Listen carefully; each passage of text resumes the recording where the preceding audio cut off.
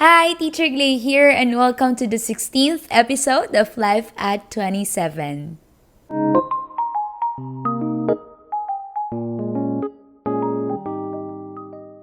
And we're back with another episode. This time, I'm with Julie. Siya yung girlfriend, long-term girlfriend ng kapatid kong lalaki. Parang ayaw. Parang ayaw mo na. Parang pasuko na. Nahiya. Yung bunso naming kapatid. Ayan. So, Julie, how's life? What do you do? Para pakilala ka naman muna. Okay, so, hi guys! Yan, it's an honor to be here po. With Teacher Glay! So, I'm Julie Ann Banta. I'm 21 years old. Pwedeng maging Beanie. Next Beanie! Beanie Julie! So, I'm currently studying. I'm a working student. So, yung work ko is VA, voice actor, virtual voice assistant. Tapos, nag-aaral din ako. I am taking secondary education, major in English. Yeah, so parang parehas kami actually ng major ni Julie. And may kwento mo, Julie, ng maiksing-maikse na ilan taon ka nag-stop bago ka bumabalik sa school? May interval eh. Oo, May interval. may So, interval. nag-stop ako nung 2020 to College 2021. ka na nung nag-stop ka, di ba? After ng senior high ko po. Okay. So, 2020 to 2021, nag-stop muna ako. Kasi, pandemic talaga. Yun yung first wave ng pandemic. Tapos, nag-stop po ako. Then, after nun, 2021 to 2022, nag-aaral ako.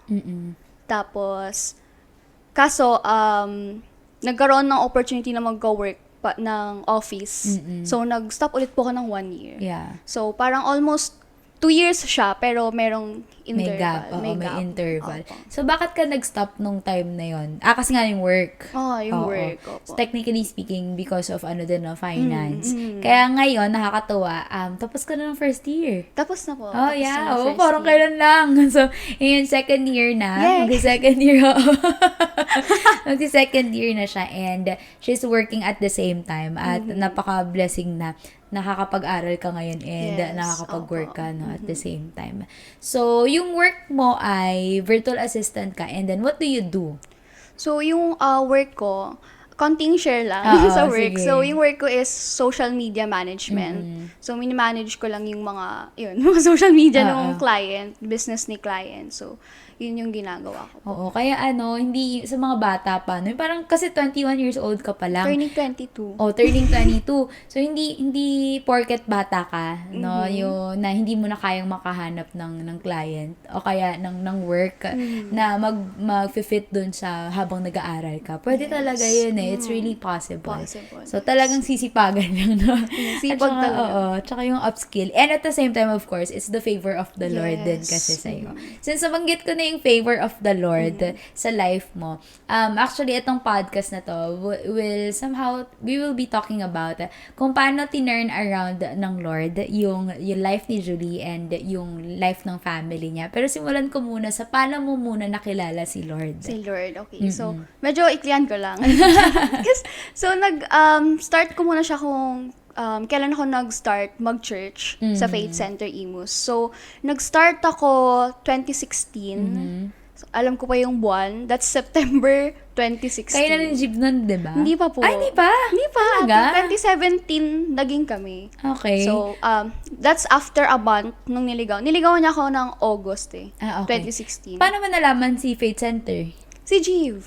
Kay Jeep na din. Opo, kay Jeeve din. So, in-invite ako ni Jeeve nung September na mag-church. Tapos, sabi ko, sige, why not, di ba? So, sumama po ako sa kanya. So, youth service yun. Sa pagkakatanda ko, youth service yung unang na-attendan ko na service.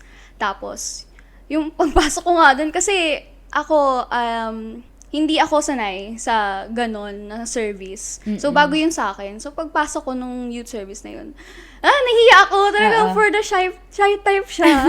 Sa gilid lang ako noon. Tapos, lagi ako nakadikit kay Jeep. Kasi, wala akong kakilala. Si Jeep lang talaga. Tapos, kayo, nandun po. Tapos, daming mga kabataan, mga ka-age ko lang din. Tapos, Ilang taon ka nga nun? 2016. 14, 15. Ganong age. So, bata pa talaga ako nun. Tapos, ang daming tao. Tapos merong praise and worship. Tapos, di ba pag youth service po, merong group sharing ng insight. Tapos pag sharing na ng insight, nung first time ko kasi, wala akong naintindihan. Oh my gosh, sino yung nag-share niyan?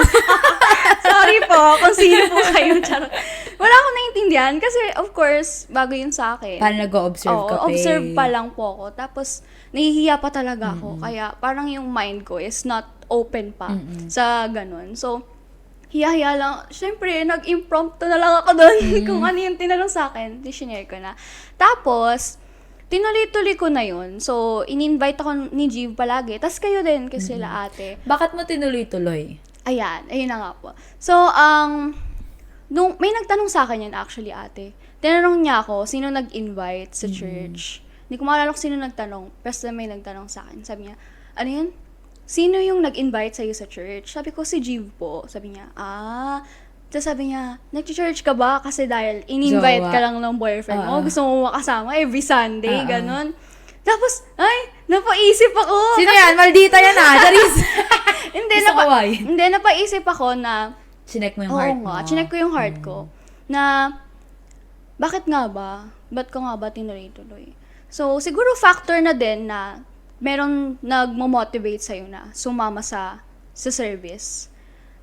Pero, nung habang tumagal na, so, to make the story short, tinuloy-tuloy ko siya dahil ini-invite nga ako. Tapos parang, dumating na yung time na, kusa na, ako pumupunta, na kahit hindi ko nakasama si Jiv. Kasi before, kailangan talaga, huwag mo akong iwan.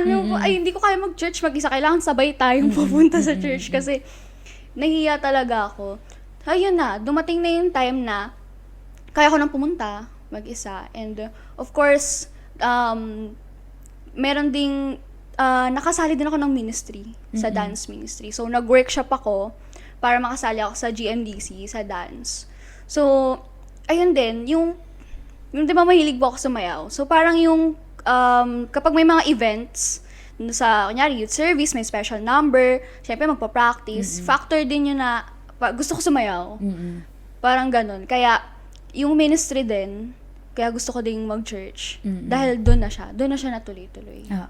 So, pero ano yung pinaka-rason? Kasi may pinaka-rason hindi lang dahil gusto mong sumayaw, di ba? Hindi lang dahil ini-invite ka ng boyfriend mo. Kasi kung yun lang yung dahilan, kasi hindi naman lagi may sayaw kayo eh. And you can always dance even outside church. Kasi, very good dancer to si Julie. Sabi ko nga sa inyo, next bining hate. Binilanggo. Pero kidding aside, kaya mong gawin yun eh, di ba? Kaya kung dahil naman gusto mo makasama yung boyfriend, pwede kayong magsama kahit outside church. Yes. Pero meron pa bang mas malalim na dahilan why you are still attending the church? So, yung pinaka main reason na is, meron ng sa heart ko na, parang I want to know more about Jesus Christ. Parang naisip ko, doon dumating sa point na, parang doon na talaga yung parang faith comes by hearing and hearing. Meron nang nag-grow talaga sa heart ko na kahit nung una kapag nakikinig ako, uma-attend ako, wala eh. Yun nga sinasabi nila, di ba? Na sharean mo lang ng sharean. Kasi may mag-grow at mag-grow pa rin dyan. Kahit ngayon, hindi mo makikita, pero soon. So, feeling ko ganun yung case sa akin. Kasi, nung tinuloy-tuloy ko lang siya, meron nang grow sa heart ko na, I want to know more. Parang ganun. I want to parang have more connection pa. With Jesus. Yung I want to know my identity, ganun. Tapos, then the rest is history na. Doon na ako nag-start. Tapos ngayon, from dating shy type, di ba parang may promotion from the Lord na naging youth leader. Hindi lang sa dance, but with the youth. The youth. Youth na yung sa represent po. So, doon na talaga nagkaroon ng urge na, nung naisip ko na, I want to know more. Tapos after noon, sabi ko, I want to share naman. Yung knowledge na nag-grow sa akin, yung love na na-receive ko from hearing, yung faith ko, parang sabi ko, I want to share it with others din.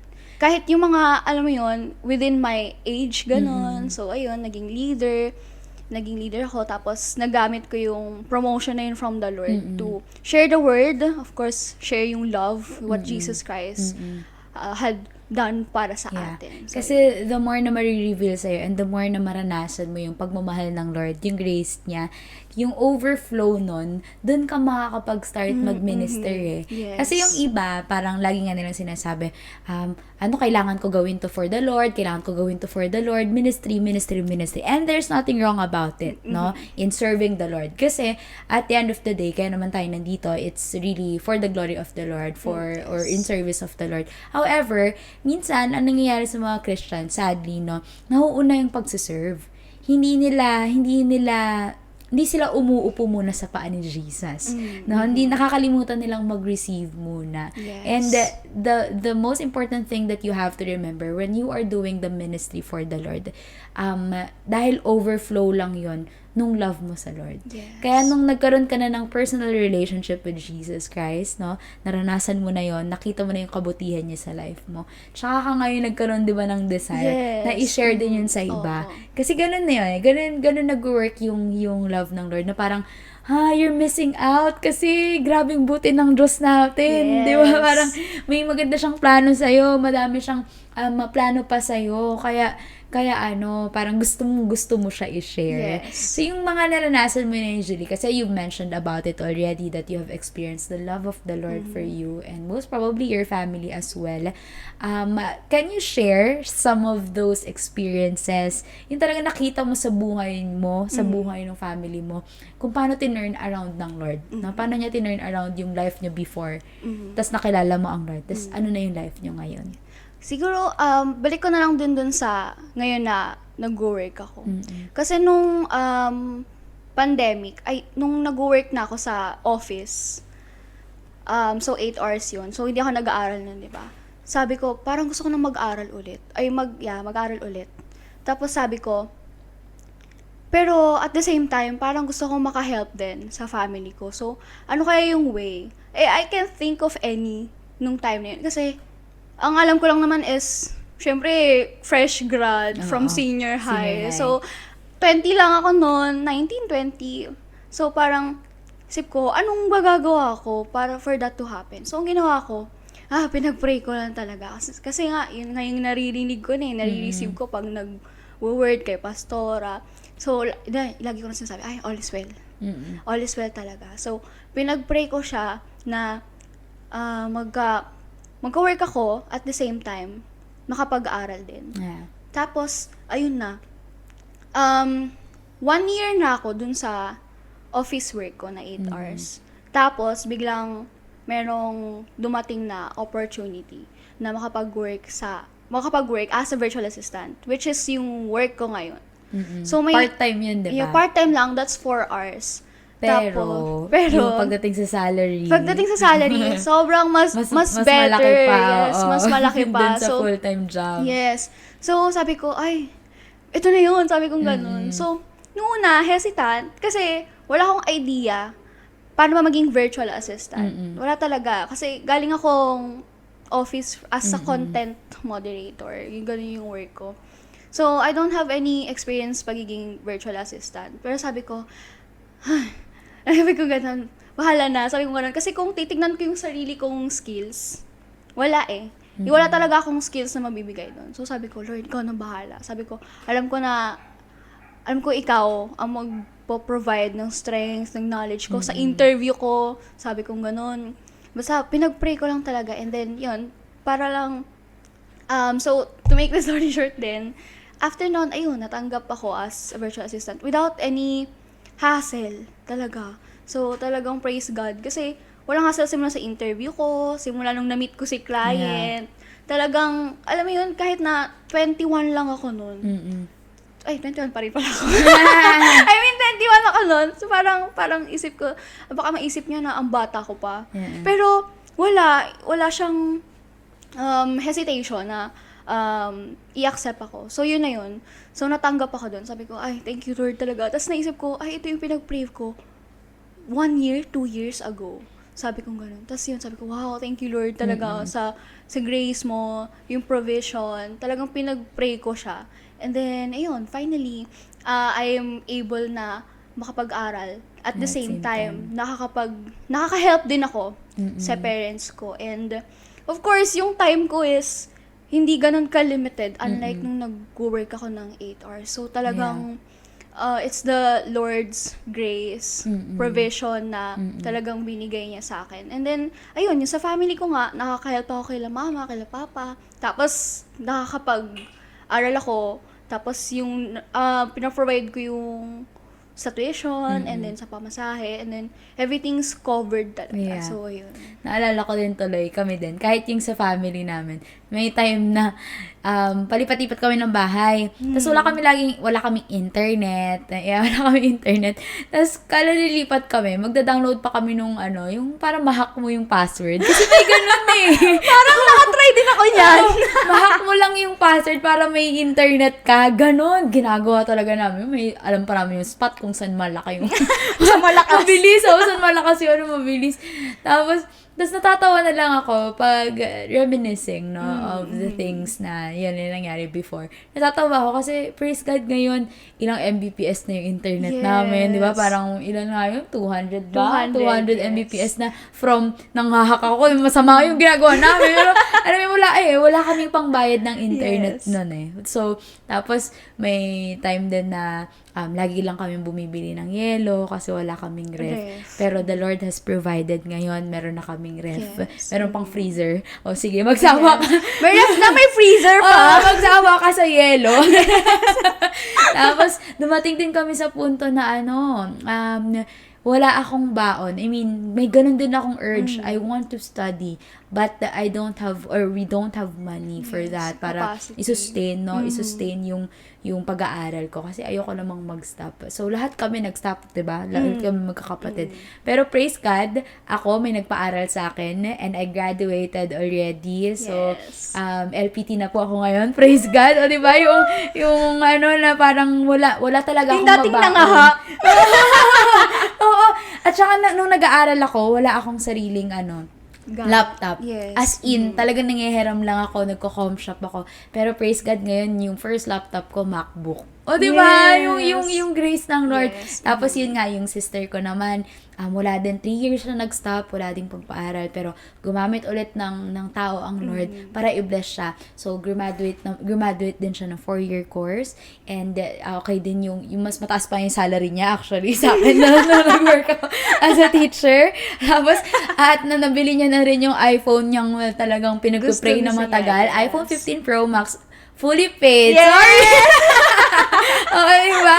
Tapos, yung brother ko namang bunso, ganun din. Parehas sila ng story. Nag-stop for a while kasi financial problem din.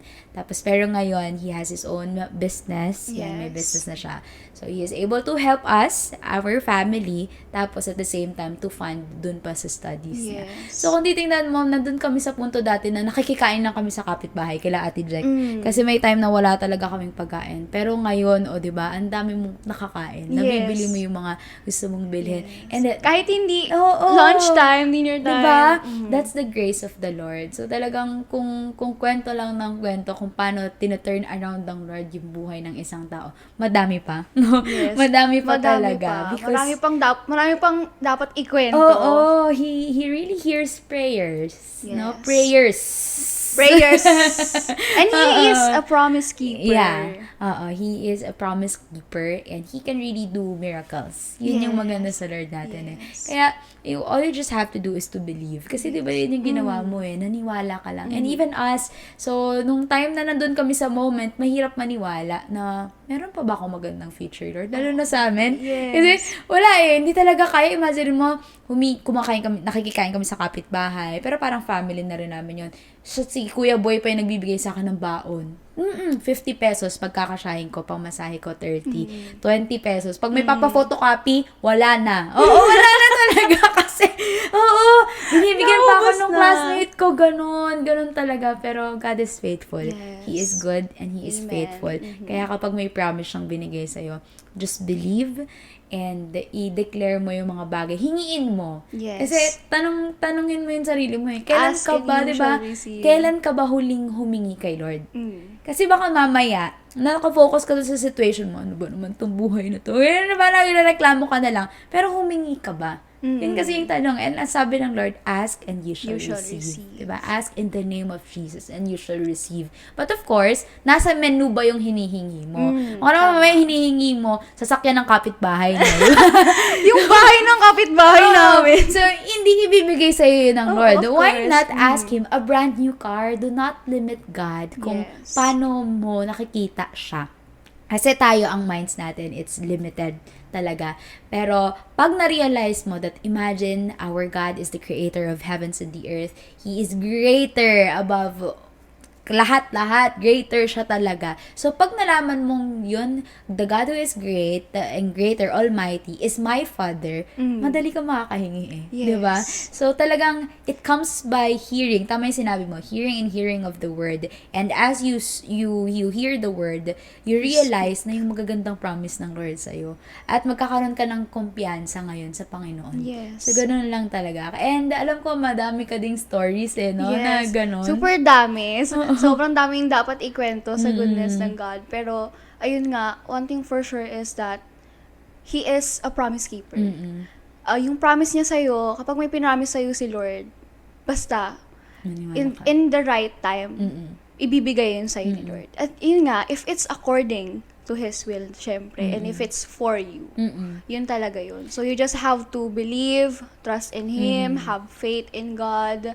Kasi, nothing is impossible eh. Di ba? Even Jesus, binigay niya sa'yo eh. Di ba? Yung anak niya na si Jesus, binigay niya. What more pa yung hindi niya kayang ibigay sa'yo? So, just have faith in Him. You know, Exactly. yun nga, ask and you shall receive. Huwag kang mahiya kasi Father natin Yeah, yan. totoo. And baka kasi tinatanong nila, ano ba kasi yung will ng Lord for me?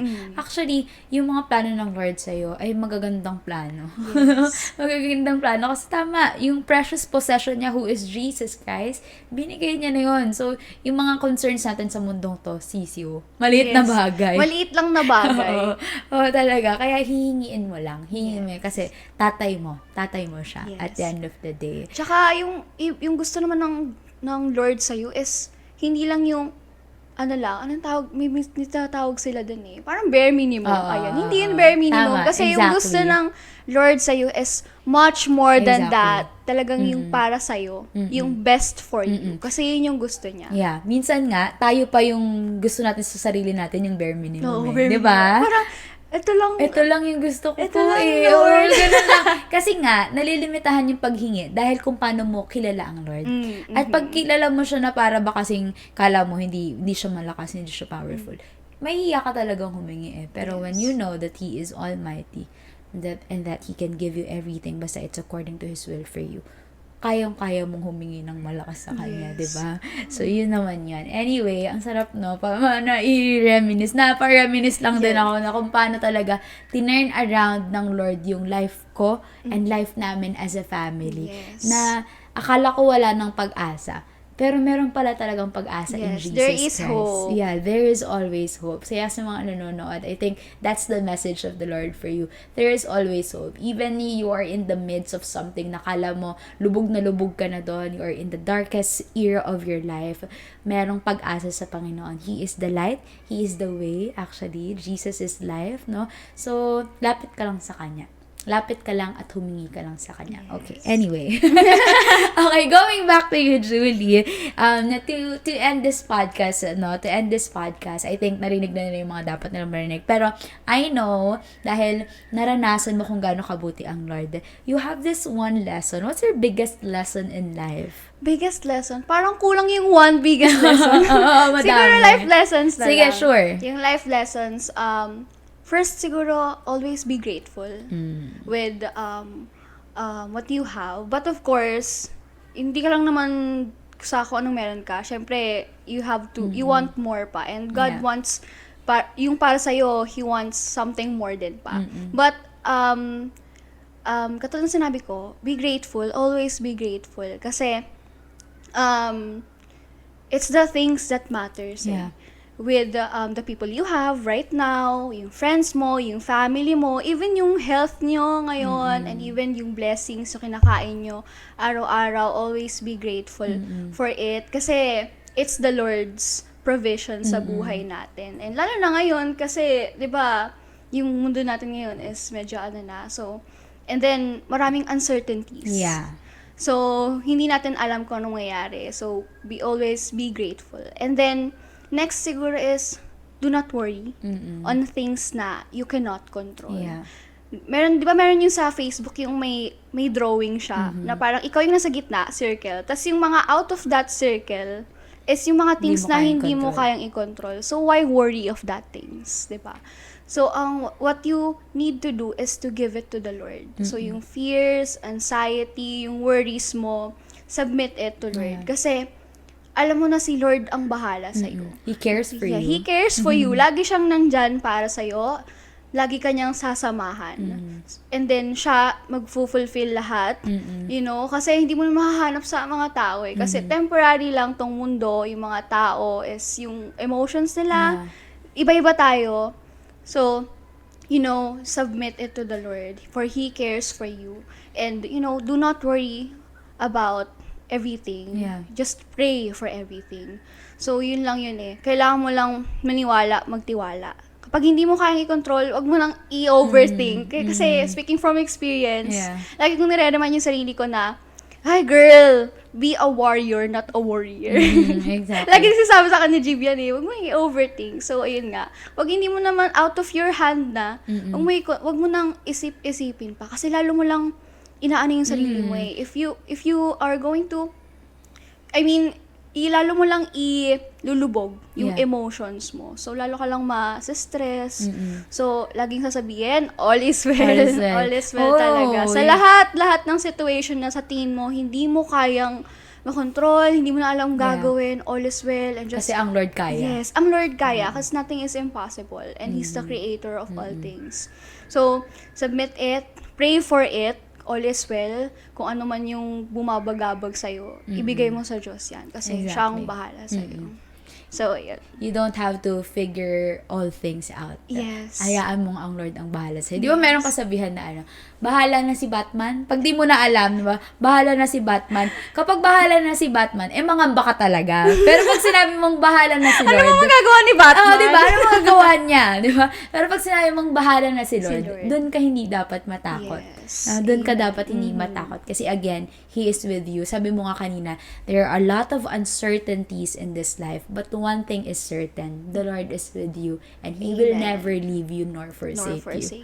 Ayun yung magandang ipaalala mo sa sarili mo. And He is faithful. Kaya, patuloy ka lang lumakad, no, doon sa biyaya ng Lord for you. And, you know, ang ganda nung sinabi kanina ni Pastor Zach. Yes! Ni Zach na, the primary purpose of us Christians is to be loved by the Lord. Yes. Diba? Ang ganda. Kasi, akala natin kapag Kristiyano ka nga, more on serving the Lord, serving the Lord, diba?